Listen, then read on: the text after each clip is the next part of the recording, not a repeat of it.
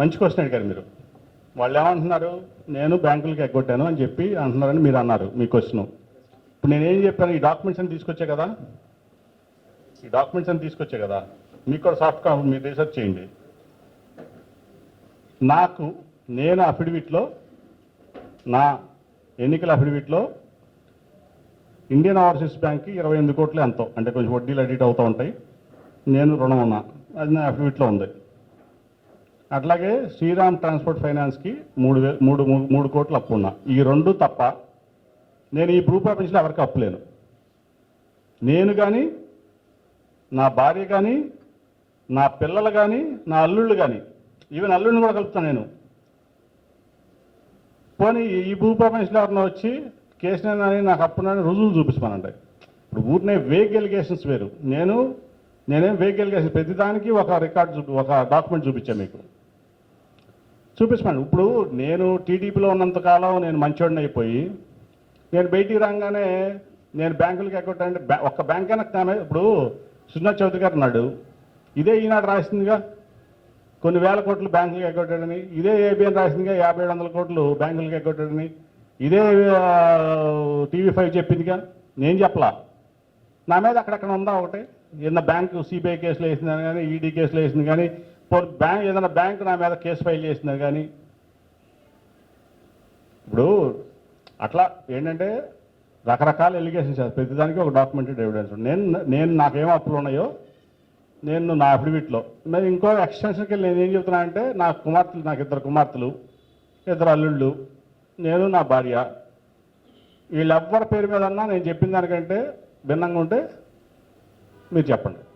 So వేగ్గా ఏముంది, ఇప్పుడు నేను చెప్పొచ్చు, రతన్ టాటాకి 20,000 కోట్లు బ్యాంకులకి ఎగ్గొట్టాడు, నమ్ముతారా ఎవరన్నా? అలాగే ముఖేష్ అంబానీ ఎగ్గొట్టాడని చెప్పొచ్చు, నమ్ముతారా? సుజనా చౌదరి ఎగ్గొట్టాడని నమ్ముతారు, అవునా? సో దానికి ఇప్పుడు ఏదో వేగ్గా ముందే కేసుని మా మీద ఈ చెప్తాడు కాబట్టి మేము ముందే చెప్తే ఏదో ప్రజలు నమ్ముతారని, ప్రజలు నమ్మరు. ప్రజలకు కేసుని ఏంటో 10 ఏళ్ళ నుంచి తెలుసు. సరే అంతకుముందు బిజినెస్ మ్యాన్గా ఏదైనా కానీ, ఇప్పుడు నేనేంటంటే అర్థంతరంగా బస్సులు ఆపా కొన్ని కారణాల వల్ల. దానికి కారణం కూడా చంద్రబాబు నాయుడు, లోకేషే. నాది ఎన్నో ఏళ్ల బిజినెస్ అది. సో దాంట్లో మీకు ట్రాన్స్పోర్ట్ ఇండస్ట్రీ కానీ, బస్సు ఇండస్ట్రీ కానీ తెలిస్తే ప్రతి 4 ఏళ్లకి ఒక బస్సు మేము కొత్తది, ఈ బస్సు తీసేసి కొత్త బస్సు వేయాలి. దాంట్లో ఏంటంటే ప్రతి ఎప్పుడు లోన్స్ ఉంటాయి. నేను అర్థంతరంగా బస్సులు ఆపినప్పుడు నేను నా ఆస్తులు అమ్మి, నేను హైదరాబాద్ జూబ్లీస్ 27లో నా ఇల్లు ఉంటుంది, అది అమ్మి కట్టాల్సిన వాళ్ళకందరికీ కట్టాను.